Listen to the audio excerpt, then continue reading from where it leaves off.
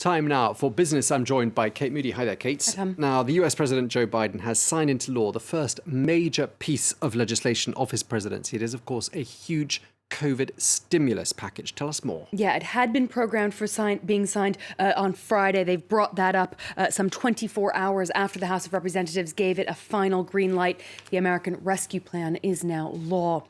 The $1.9 trillion stimulus plan includes an extension of more generous unemployment benefits, money for state and local governments, schools and vaccination programs, and $1,400 stimulus checks, which could begin reaching taxpayers as early as this weekend. Now, Biden will deliver a prime-time address about that aid, the pandemic, and the next steps in just a few hours' time. Take a listen to him speaking just now in the Oval Office. I believe this is, and most people I think do as well, this historic legislation is about rebuilding the backbone of this country and giving people in this nation, working people, middle-class folks, people who built the country, a fighting chance. That's what the essence of it is. Well, that law does extend unemployment benefits, which had been due to expire this weekend. They cover some 11 million people, including gig economy workers and independent contractors who aren't usually eligible for jobless benefits in the U.S., but have been put out of work by the pandemic. More than 20 million people are still claiming some form of unemployment benefits. Last week, the number of new claims did drop slightly to the lowest level since early November. 710,000 new claims were recorded across the country last week. That is still more than 3 times the weekly average before the pandemic hit. It does suggest that the pace of layoffs may be slowing as America's vaccination program gathers steam. Australia has unveiled a €775 million package to support its tourism industry. With restrictions on international visitors projected to last well into the fall of this year, the government's hoping to encourage more domestic travel. Laurent Berstecker has the details. A lifeline for Australia's struggling tourism industry. Prime Minister Scott Morrison announced a financial package worth over €750 million to help boost local travel and keep the sector afloat until the return of foreign tourists. To keep people in their jobs, we've got to put planes in the air and we've got to put tourists on the ground. The Australian tourism industry needs more tourists. In a bid to boost domestic tourism, the stimulus package includes plane ticket subsidies for Australians, allowing them to travel at half price. Another central measure provides low-interest loans for small operators and tourism companies. Last but not least, the plan includes €130 million in financial support for the country's 2 biggest airlines, Virgin Australia and Qantas Airways.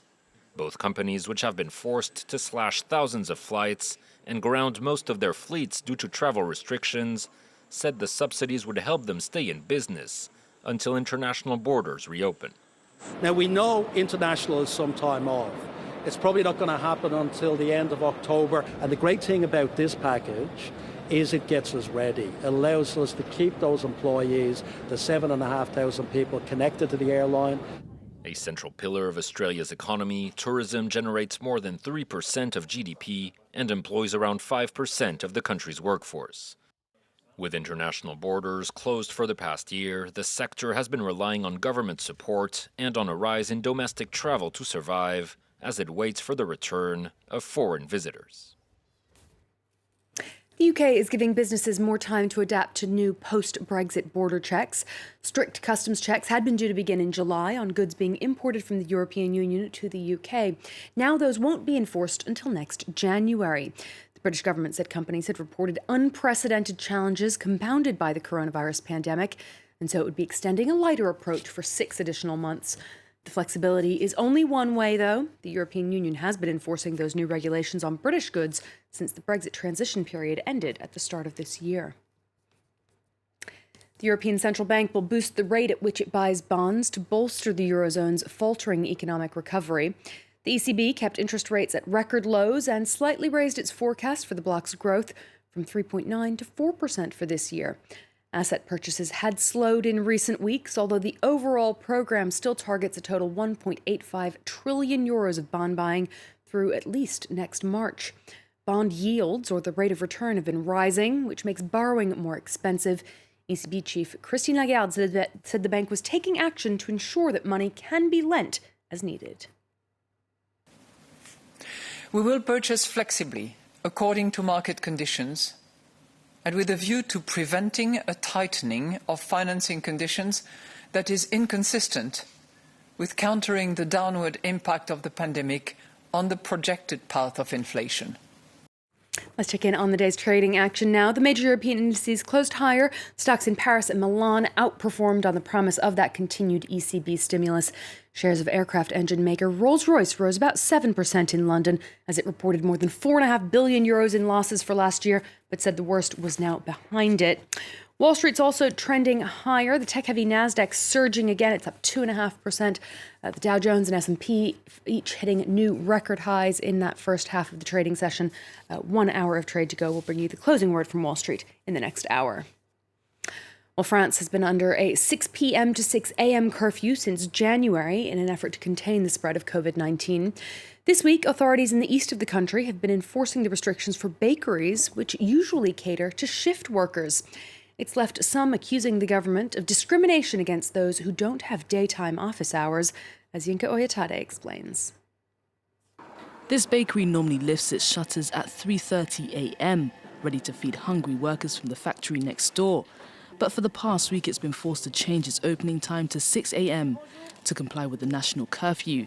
Now impatient customers flock to get their breakfast as soon as the bakery opens its doors. Ça m'embête qu'ils ouvrent plus à 3h30, à 5h quand je sors du travail.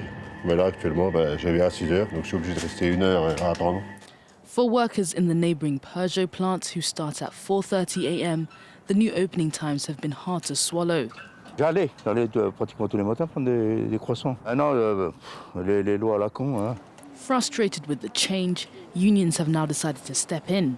J'ai effectivement bien peur que les heures de couvre-feu aient été faites par des gens qui vivent dans les bureaux. Nous, on bosse 24 heures sur 24, 7 jours sur 7 ou quasiment. Meanwhile, the bakery says in the past week alone, they've lost 100 customers a day.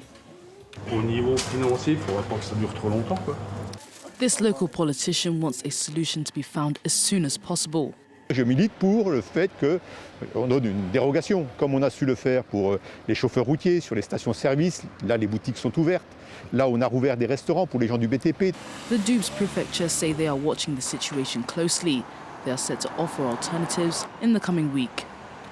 Having a great deal of experience of those early morning and overnight shifts ourselves, I shudder to think at the idea of going on air without coffee and a croissant. Yeah, I've done a few overnight shifts myself and certainly wouldn't have done it without my pain au chocolat. Thank you very much indeed. Our business editor, Kate Moody, thanks to you for watching. I'll be back in a minute.